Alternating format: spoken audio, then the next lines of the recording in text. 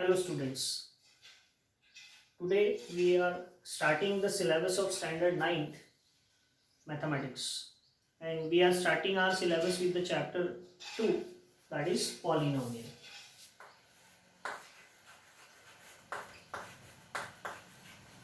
Chapter 2, polynomials.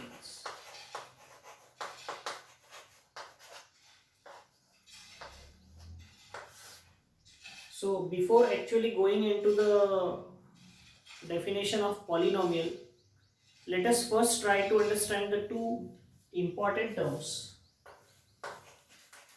First is constant. What do you mean by constant? So as its name indicates, what do you mean by constant? So a term whose value remains same, whose value remains same,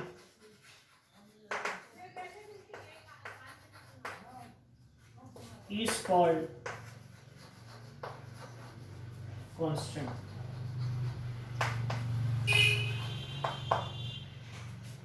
For example,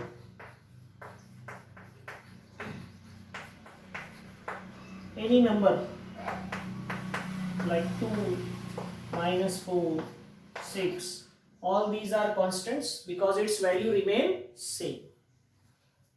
And one more important term before studying the definition of polynomial is the variable. So what is the meaning of this word variable? See, the name itself indicates its meaning. Variable. Vary means which can change. Vary means change. Variable means a term which can change is called variable. A term whose value can change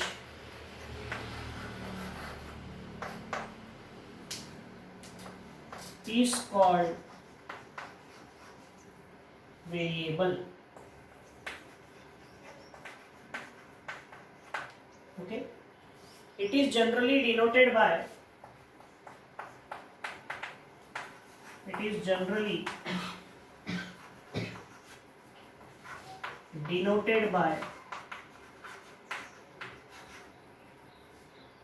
English alphabets.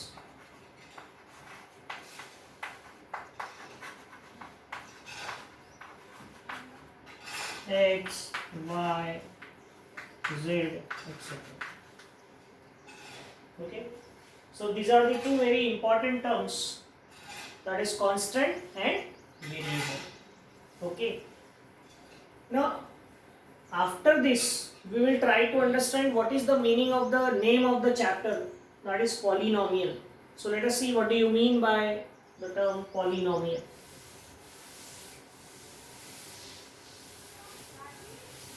So see, what do you mean by polynomial?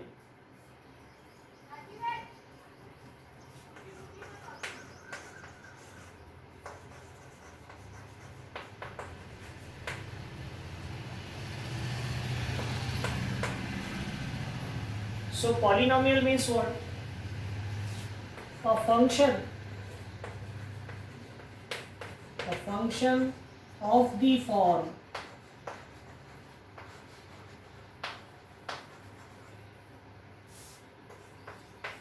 p of x equals to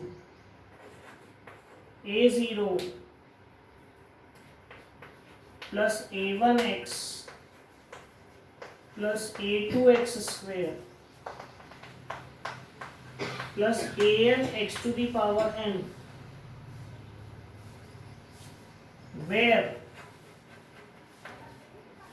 इस function में ये जो है a0, a1, a2, a3, a4 up to an, where a0, a1, a2 up to an are real numbers,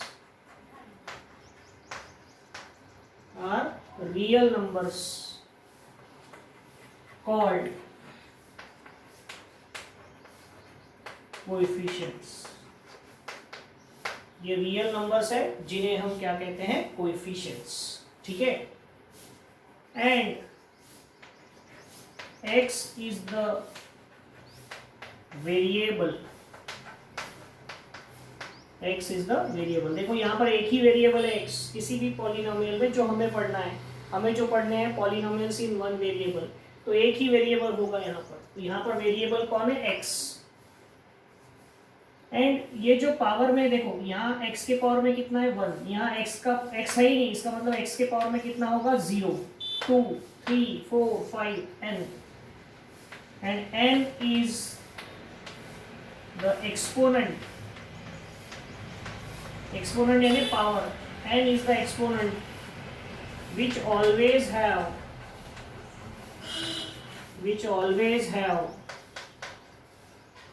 non-negative value.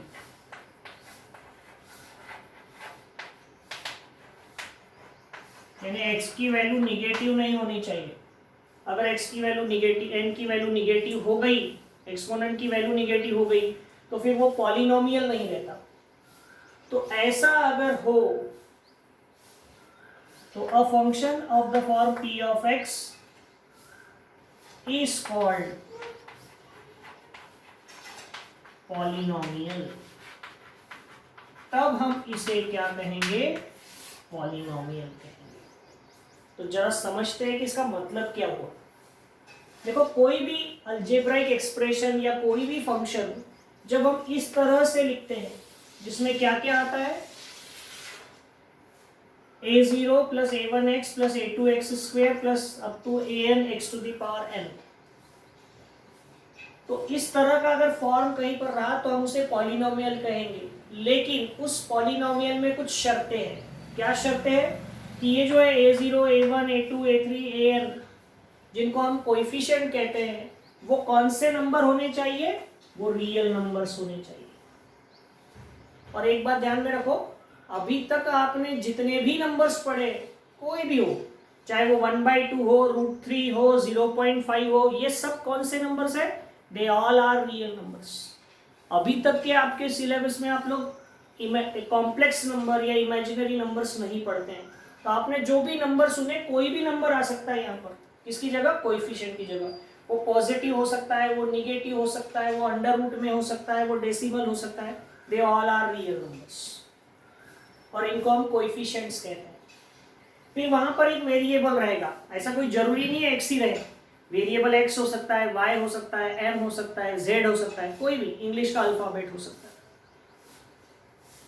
और उसके power में जो है वह 0, 1, 2, 3, 4 अप टू n. ये n क्या कहलाता है, जिसको हम पावर इन जनरल बोलते हैं एक्सपोनेंट. और ये एक्सपोनेंट कैसा होना चाहिए, it must be non negative, यानी कभी भी निगेटिव नहीं आना चाहिए x के पावर में. अगर x के पावर में कहीं निगेटिव आ गया है तो फिर उसे हम पॉलिनोमियल्स नहीं कहेंगे. देखो मैं एक दो एग्जांपल लिखकर आपको बताता हूं और उससे हम समझते हैं कि वो पॉलिनोमियल है या नहीं. ठीक है, तो लेट अस सी एक एग्जांपल लेते हैं. p of x equals to 2x cube plus x minus 5. ऐसा एक एग्जाम्पल हमने लिखा. इसमें देखो वेरिएबल कौन है, एक ही वेरिएबल है x. ठीक है, यहाँ पर x का पावर 3 है, यहाँ 1 है, यहाँ है नहीं, मतलब 0 है, यानी कोई नेगेटिव नंबर नहीं है. ये कंडीशन सेटिस्फाइड, ये कंडीशन सेटिस्फाइड. और ये कोएफिशिएंट देखो, x क्यूब का कोएफिशिएंट कितना है 2, x का कोएफिशिएंट कितना है 1 और यहाँ कितना है -5. तो ये सभी कंडीशन सेटिस्फाई कर रहा है, इसलिए हम इसे क्या कहेंगे कि ये पॉलिनोमियल है. तो इट इज पॉलिनोमियल. इसे हम क्या कहेंगे कि ये पॉलिनोमियल है. लेकिन वही एक दूसरा एग्जांपल लेता हूं मैं. p ऑफ y लिख लेता हूं. ऐसा कोई जरूरी तो है नहीं कि x में लिखना है, y लिख लिया हमने. तो यहां पर देखो आप, हम ऐसा लिखते हैं 2y² प्लस 1/y माइनस 5. ऐसा कोई एग्जाम्पल लिखा और हमने कहा कि क्या बताओ ये पॉलिनोमियल है, तो हमने ये 3 कंडीशन सेटिस्फाई करके देखनी है। अगर तीनों सेटिस्फाई हुई तो बिल्कुल बिंदास बोल देना ये पॉलिनोमियल है, और अगर एक भी कंडीशन सेटिस्फाई नहीं हो रही तो फिर वो पॉलिनोमियल नहीं होगा। तो देखो यहाँ एक वेरिएबल है y y, ये कंडीशन तो सेटिस्फाई हो गई, x की जगह y आ गया। रियल नंबर होना कोएफिशिएंट, तो यहाँ 2 है, यहाँ 1 है, यहाँ -5 है, ये भी कंडीशन सेटिस्फाई हो गई कि रियल नंबर से कोएफिशिएंट्स में।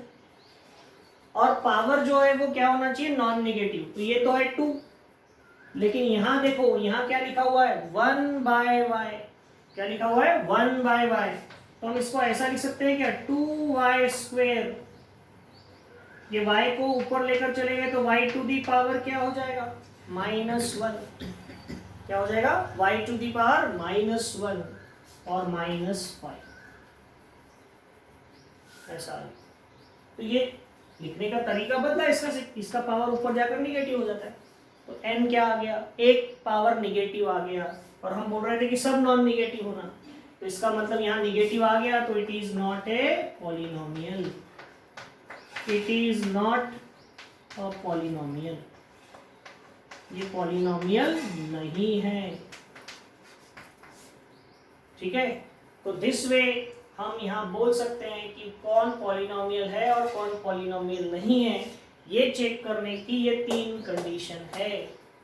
कोएफिशिएंट कुछ भी रहे, क्योंकि आपने अभी तक जितने नंबर्स पढ़े ना सब रियल नंबर ही पढ़े, ओके, पॉइंट में रहे, अंडर रूट रहे, क्या बोलते हैं रैशनल नंबर रहे, ऑल आर रियल नंबर्स, लेकिन और एक ही वेरिएबल रहना चाहिए, क्योंकि हमारे सिलेबस में सिंगल वेरिएबल वाला पॉलिनोमियल है, और n सबसे इंपॉर्टेंट कि जो पावर होता है वो नॉन निगेटिव होना चाहिए। अब यहाँ ऐसा देखकर तो लगता है सब नॉन निगेटिव ही, तो एक भी पावर निगेटिव नहीं है, लेकिन वो लिखने का तरीका बराबर नहीं है ना, तो उसको पहले ऊपर लेकर जाएंगे लीनियर फॉर्म में, उसको डिनोमिनेटर से न्यूमरेटर में लेके जाना, अगर पावर निगेटिव आ गया फिर वो पॉलिनोमियल नहीं होता।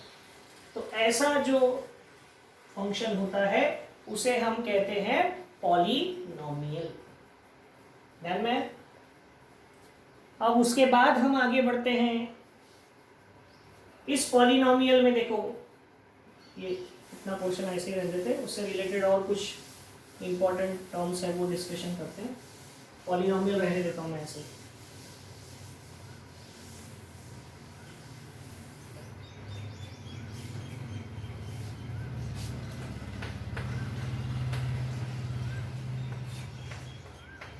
इससे रिलेटेड एक टर्म डेफिनेशन है टर्म्स। तो जैसे ये पॉलिनोमियल लिखा हुआ है, ठीक है, इसमें टर्म्स यानी क्या, तो देखो इस पॉलिनोमियल में कुछ ऐसे सेपरेट एक्सप्रेशंस है जो प्लस या माइनस से सेपरेट किए हुए एक दूसरे से। यहाँ पर देखो ये एक है, ये एक है, ये एक है, और भी ऐसे है, और सबके बीच में क्या है प्लस प्लस प्लस है। ठीक है, तो the parts of a polynomial, the parts of a polynomial separated by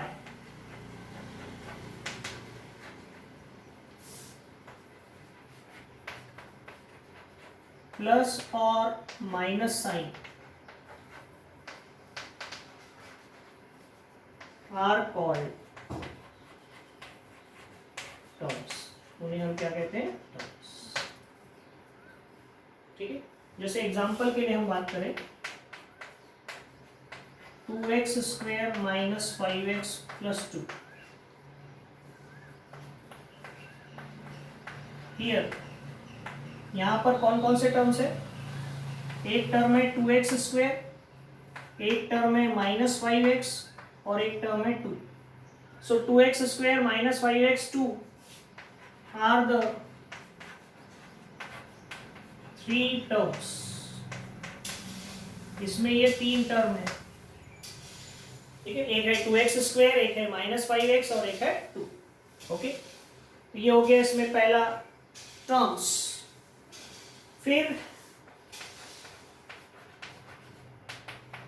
coefficients, तो कोएफिशिएंट्स के लिए अभी बताया मैंने कि किसी भी पॉलिनोमियल में वेरिएबल के मल्टीप्लिकेशन में ऐसे रियल नंबर्स रहते हैं, a0, a1, a2, a2, a3, ये सब क्या कहलाते हैं? Coefficients. The real numbers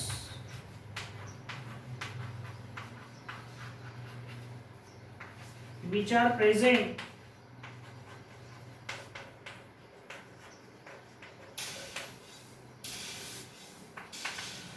in the multiplication of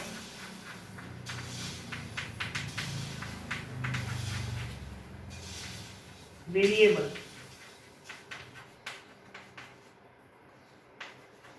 are called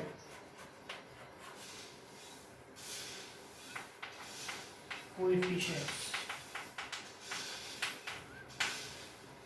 Okay.